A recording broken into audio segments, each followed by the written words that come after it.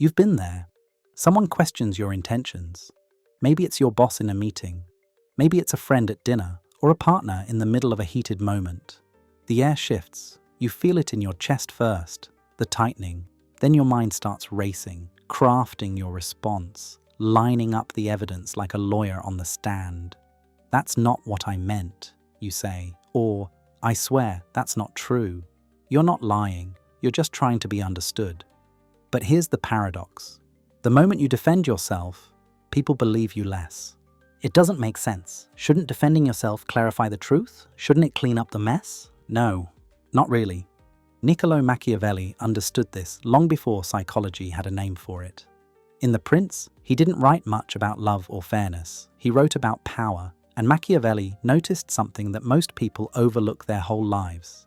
When you explain yourself, you give power to the person who questioned you in the first place. You enter their frame. Their accusation becomes the center of gravity, and now you're orbiting around it, like a desperate planet. Even if you say all the right words, even if you're innocent, you've already handed them the power by acting like their approval matters. It's not about the truth, it's about the frame. Think about it this way. Imagine you walk into a room and someone mutters, "He always thinks he's the smartest one here." What do? If you laugh nervously and say, "No, that's not true," everyone in the room has now anchored that idea to your name. You're denying it, but also proving it's important enough to deny. But what if you said nothing? What if you just looked at them for a beat, calmly, maybe even with the slightest smile? Now the pressure shifts. Everyone in the room wonders, why didn't he react? Is he indifferent? The spotlight leaves you and lands on the one who flinched first. Stillness speaks louder than justification ever could.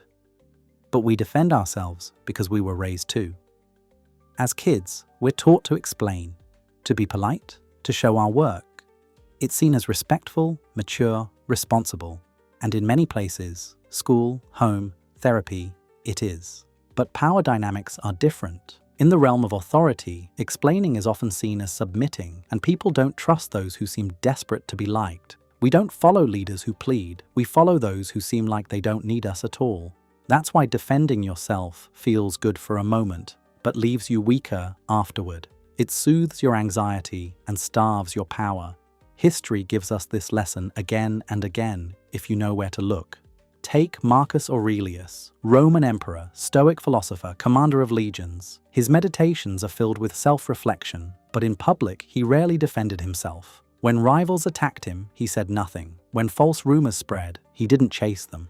Why? Because Aurelius knew the weight of his silence was more powerful than any defense. He let time do the talking, and history remembers him as one of the greatest emperors Rome ever had. Now contrast that with someone like Richard Nixon, who famously told the world, "I am not a crook." But by saying it, by needing to say it, he made people believe that maybe he was. The statement backfired. His defensiveness painted him guilty, even before the facts came out. And therein lies the paradox again. The more you defend, the more you confirm suspicion. Authority isn't something you announce. It's something others give you when you behave like you already have it. The same way confidence isn't, "I'm confident." It's the calm, unbothered presence of someone who doesn't need to say it. The moment you rush to prove you're good, honest, innocent, the crowd doesn't hear your proof. They hear your fear, and fear is contagious. So is doubt. This is why Machiavelli believed silence is the ultimate dominance move. Not because it hides weakness, but because it assumes none exists. But what if they're wrong about you? They might be. They might be dead wrong. And still, the urge to correct them may not help.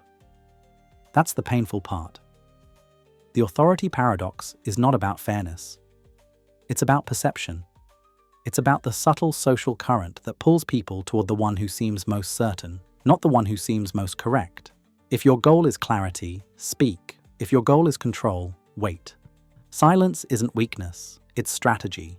This doesn't mean you say nothing all the time. It means you choose. If someone makes a false accusation in a courtroom, defend yourself with a lawyer. If someone in your closest circle misinterprets you and it's causing real pain, maybe that's worth clarifying with care, not panic. But when someone is baiting you, when a coworker lobs a passive-aggressive dig, or someone on social media is trying to drag you into a fight, let it burn. Don't pick up the sword. Let them fall on it. The more they speak, the more they reveal. You don't have to become cold or manipulative to hold power. You just have to master the pause. Someone says, "You always think you're better than everyone." You pause, you breathe, then you say, "Interesting take," and you move on. Now you're not the one sweating. They are. Because they expected a show. You gave them a mirror. You think being misunderstood will kill your reputation. But the truth is, people forget words. What they remember is presence. They remember how you made them feel. If your calm unsettles them, if your silence makes them question their own judgment, you've already won. You've stepped out of the courtroom of public opinion and into something stronger, personal certainty. And that's the paradox. The moment you stop defending yourself, the world starts wondering why you don't need to. You don't need a spotless reputation.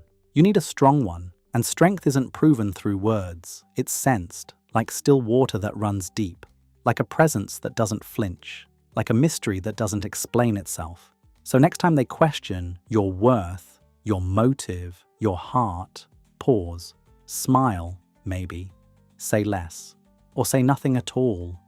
Let them fill the silence, because sometimes the most powerful defense is no defense at all. Remember this, you are not here to be understood by everyone. You are here to remain yourself, even when misunderstood.